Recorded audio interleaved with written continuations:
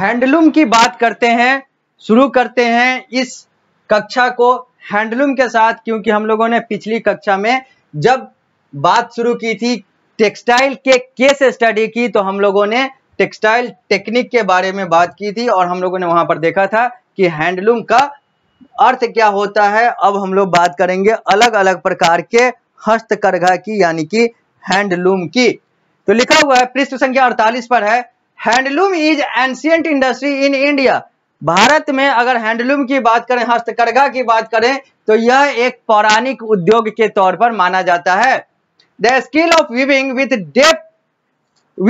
Depth fingers, drawing pattern and creating design is an art.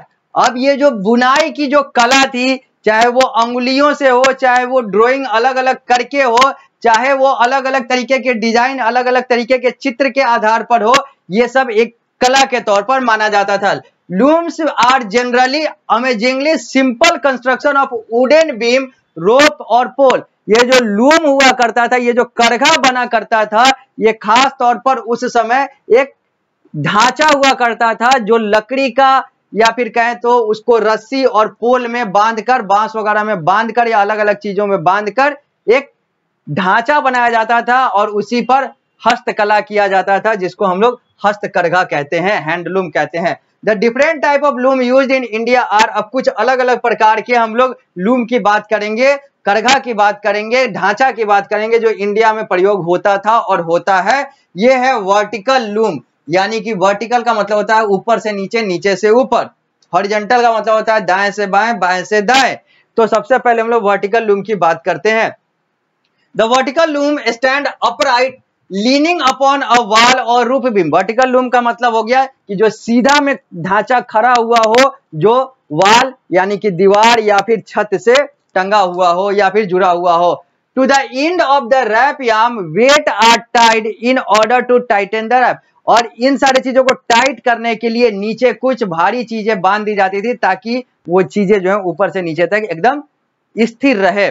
The fabric is woven downwards and the weft is sticking tight with a weaving sword और iron comb। और यहाँ पर जो fabric है, यहाँ पर जो वस्त्र है, यहाँ पर जो कपड़े हैं, वो डाउनवर्ड यानी कि ऊपर से नीचे के तौर पर बुनाई होते थे और यहाँ पर इन सारे चीजों को इस तरीके से टाइट रखा जाता था ताकि उन सारे चीजों में कोई दिक्कत ना हो बुनाई में। और यहाँ पर आयरन कॉम्ब हो, यानी कि लोहे का एक वीविंग सोड, या कहें तो बुनाई करने के लिए जो एक चीजें आती हैं, जो तकनीक होता है या फिर जो औजार का प्रयोग होता है, और अलग अलग चीजों को वहां पर बांध कर जोड़ कर रखा जाता था ताकि जो ऊपर से नीचे तक जो कार्य जो कपड़े का बुनाई का हो रहा है वो सही तरीके से हो। जबकि हॉरिजॉन्टल लूम में क्या है होता था, तो in this technology a structure comprising a frame set horizontally across the vertical support. अब यहाँ पर क्या है, उसमें ऊपर से नीचे तक ढांचा बना हुआ था, इसमें दाएं से बाएं तक ढांचा बना हुआ होता है और इसमें भी वर्टिकल सपोर्ट होता है, यानी कि ऊपर से इसको टाइट किया जाता है, ऊपर और नीचे से टाइट किया जाता है। यही है हॉरिजॉन्टल लूम, ऐसे बना हुआ है और इसको ऊपर और नीचे से टाइट किया गया हुआ है। ये वर्टिकल लूम है, ऊपर से नीचे तक बना हुआ है और इसको ऊपर दीवार से, छत से टांग कर और नीचे वेट डालकर, वजन डालकर टाइट किया गया हुआ है, दाएं बाएं से बांध दिया गया हुआ है। अब हम लोग बात करेंगे पीट लूम की। यह जो चित्र है पृष्ठ संख्या हम लोग 49 पर आ चुके हैं, यह जो है वो पीट लूम का है। पीट लूम क्या होता है, अब इसकी बात करते हैं। It is another loom technique frequently used in villages. यह एक और प्रकार का लूम टेक्नोलॉजी है, यानी कि करघा तकनीक है, जो कि खास तौर पर गांवों में प्रयोग होता है।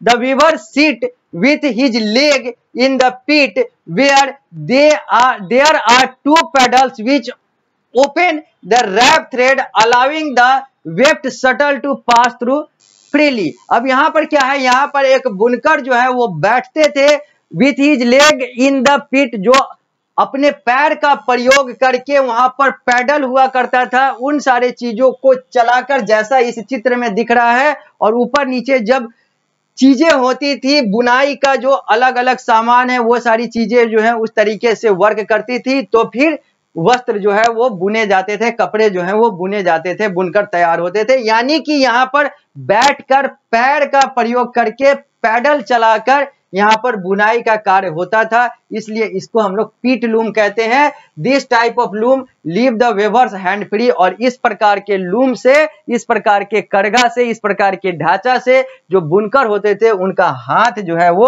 फ्री होता था, हाथ जो है वो खाली रहता था। To pass the weft shuttle through from side to side, जिससे ये साइड टू साइड यानी कि जो दाएं बाएं कुछ भी करना हो, कुछ भी चीजें जो है बुनाई के लिए वो जो कर रहे हैं, जो पैर से कर रहे हैं उसको दाएं बाएं सामने करना हो, ढांचा पर इधर उधर करना हो, उन सारे चीजों के लिए लोग हाथ का प्रयोग करते थे।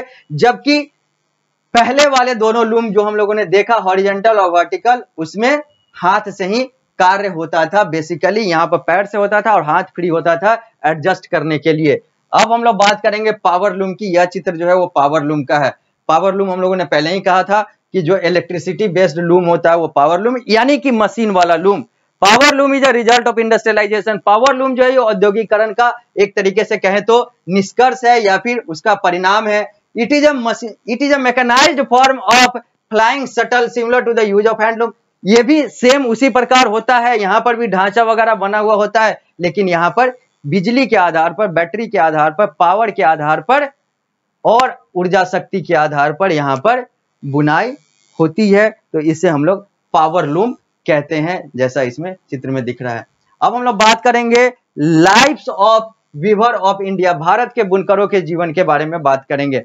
During the pre colonial period weaver enjoyed a good reputation. अगर हम लोग उपनिवेशवाद के पहले के काल की बात करें, उस समय की बात करें, तो बुनकरों को एक सम्मानित स्थान दिया जाता था, या फिर कहें तो बुनकर एक सम्मानित स्थान प्राप्त करते थे समाज में। The arrival of the British saw the emergence of the middle man who were mainly responsible for disrupting their lives. और अंग्रेजों के आने के बाद ये जो बिचौलियों का जो जन्म हुआ, वो खास तौर पर इन लोगों को परेशान करने के लिए ही माना जाता है कि इन लोगों को परेशान करने के लिए, बुनकरों को परेशान करने के लिए ही ये मिडिल मैन ये लोग आए। अंग्रेजों के द्वारा वो कंसेप्ट लाया गया। With the import of cheap cotton from England the Indian handloom weaver almost vanished.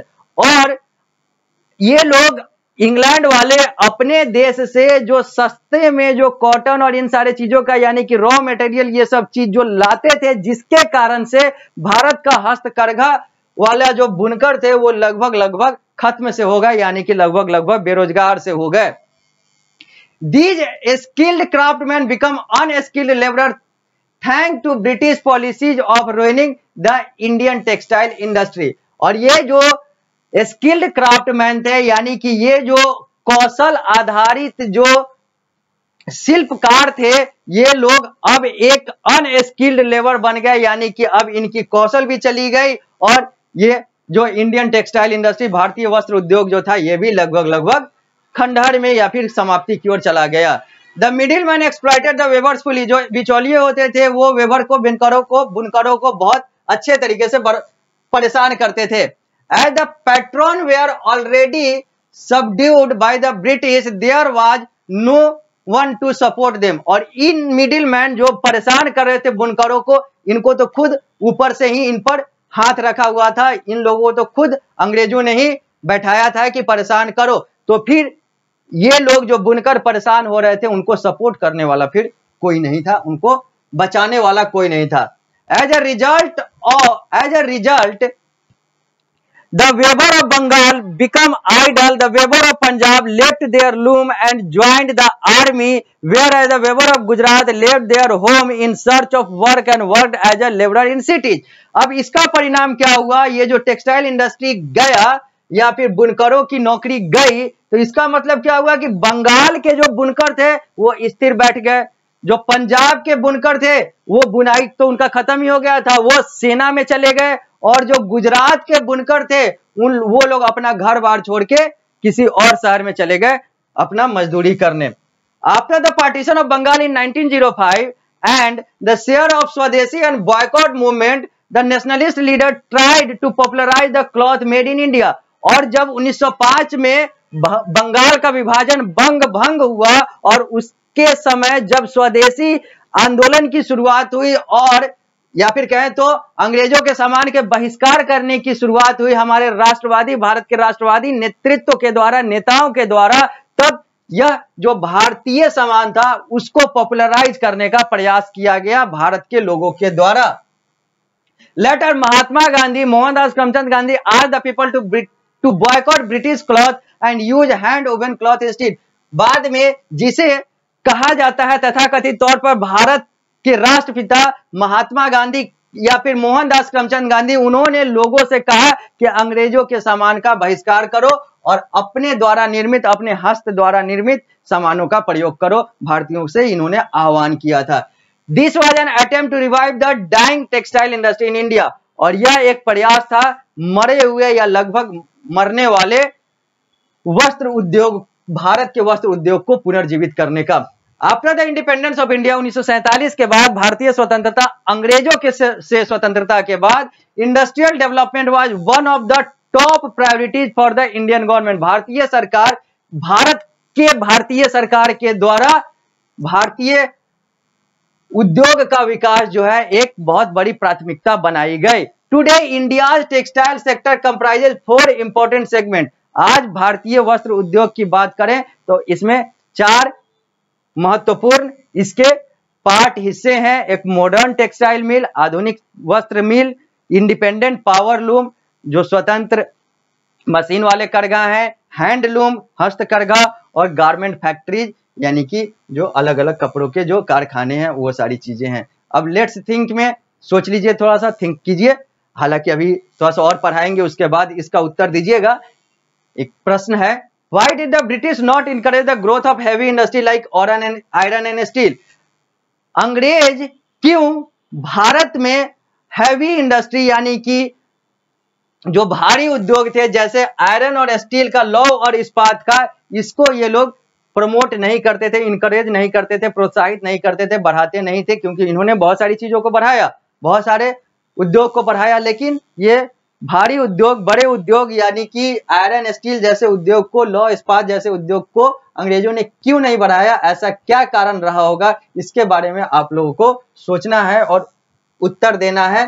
पृष्ठ संख्या 49 पर हम लोगों ने इस पूरे अध्याय को देख लिया। अब अध्याय समाप्त हो गया, लेकिन थोड़ी सी चीजें और भी बची हुई है इस अध्याय में, जिसमें हम लोग कुछ शब्दों की बात करेंगे वर्ड ट्रेजर के तौर पर, एक्सरसाइजेज की बात करेंगे यानी कि कुछ क्वेश्चंस की बात करेंगे, और लेट्स समरी के साथ यह अध्याय पृष्ठ संख्या 52 पर समाप्त हो जाएगा। यानी कि यह कक्षा इस अध्याय का सेकेंड लास्ट क्लास था। जब हम लोग अगली क्लास में आएंगे तो वो अंतिम कक्षा होगा इस अध्याय का, जहां पर हम लोग इस अध्याय को वर्ड ट्रेजर, एक्सरसाइजेज और समरी को देखते हुए पूर्ण रूप से समाप्त करेंगे। तो मिलते हैं हम लोग अगली कक्षा यानी कि इस अध्याय के अंतिम कक्षा में।